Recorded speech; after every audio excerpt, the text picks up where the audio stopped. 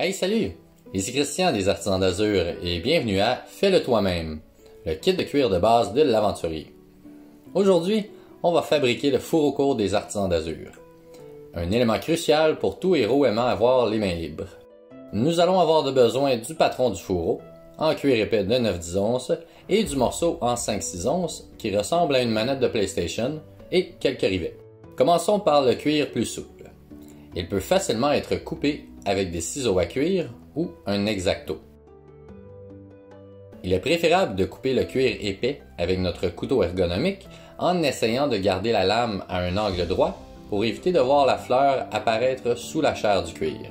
Pour les trous, nous allons utiliser un poinçon 3,5 mm en plaçant notre morceau de cuir sur un morceau de bois stable. Du pain ou de la mélamine font très bien l'affaire. Le bois sert à protéger notre planche de coupe ainsi que la tête du poinçon.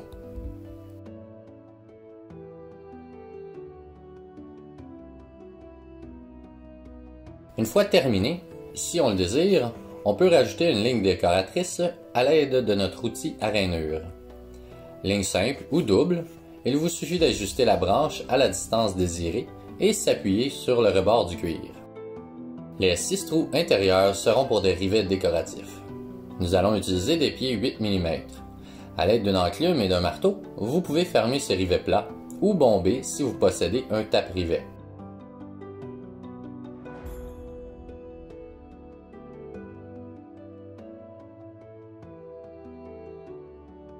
Le cuir épais peut être pré-roulé pour faciliter l'assemblage. C'est du très solide, ne vous inquiétez pas. De plus, pour l'utilisation avec des épées en latex, il peut être conseillé d'utiliser un biseauteur pour arrondir l'intérieur du cuir et éviter la friction.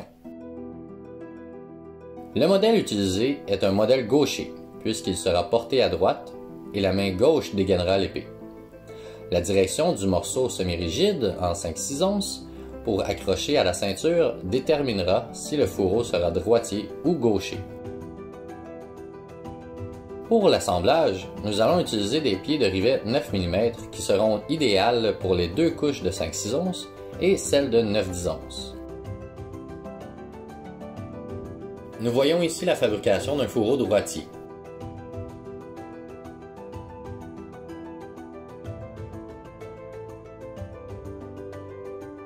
Prenez le temps de double vérifier cette étape avant de taper vos rivets.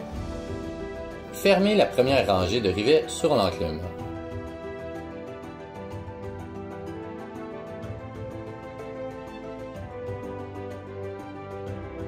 Ensuite, forcez le cuir pour que la deuxième rangée s'aligne et utilisez le bout pointu de l'enclume pour taper vos rivets.